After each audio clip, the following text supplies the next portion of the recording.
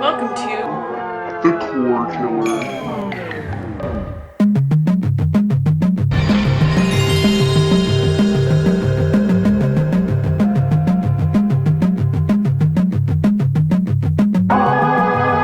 We're gonna... Annihilate your core. I'm just kidding.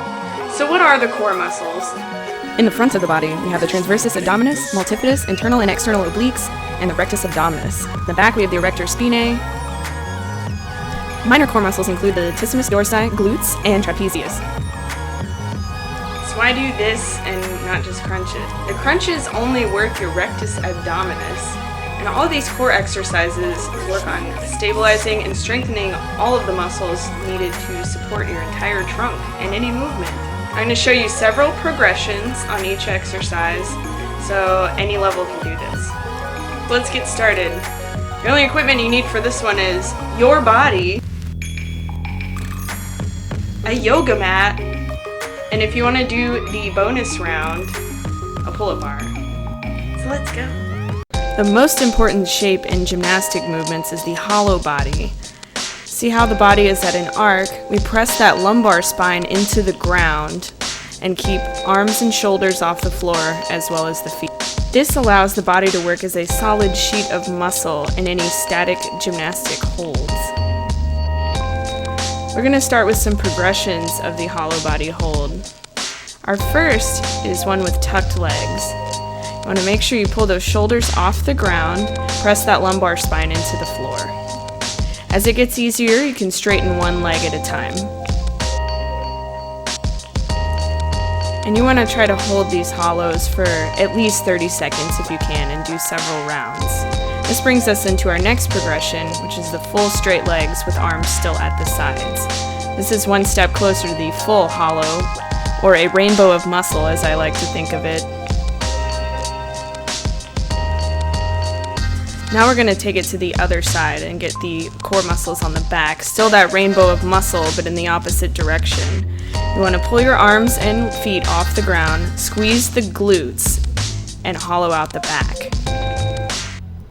Same goes for this one, 30 seconds at least. Next we'll be moving on to our planks.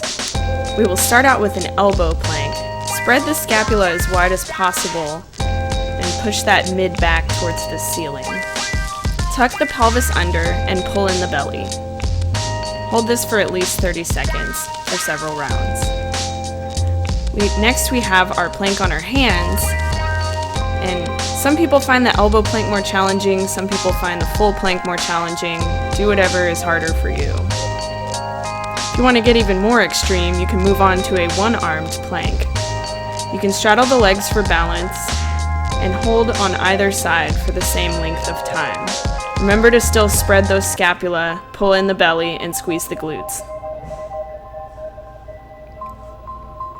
Next we have our progressions of V-ups. The first is with tucked legs. You want to move through the hollow position to get the hands and feet down onto the floor. And you want to get the full range of motion on every rep. And we can move on to the straddle V-up, which is slightly more difficult. You may need a bit more mobility for this one. So work on that pancake stretch if this is difficult. Next we have the full V-up, which is called such because you make your body into a V. Should be obvious.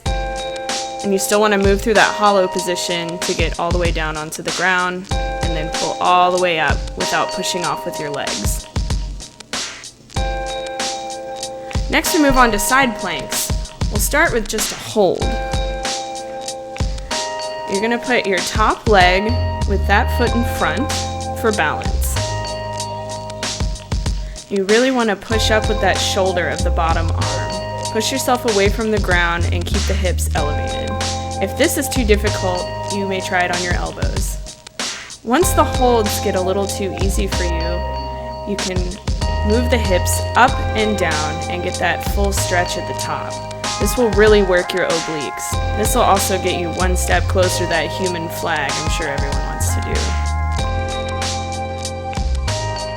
Always remember to do both sides equally, or you're going to have one really strong side and one really terrible side. Try to get to a set of 10 on these raises.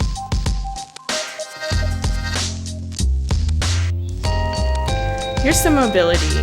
The side-to-side movement is going to stretch out your obliques from those side planks and also hit your upper back a little bit.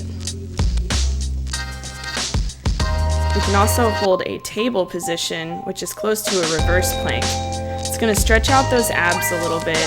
You can feel it on the front of the chest and in the front of your shoulder muscles, or deltoids as they are called. You are also free to move in and out of this position if it is too difficult for you to just hold at the beginning.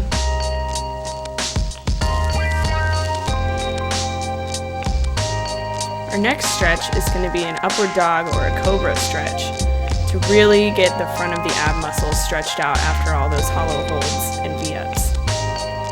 You can move into a child's pose or even a puppy stretch.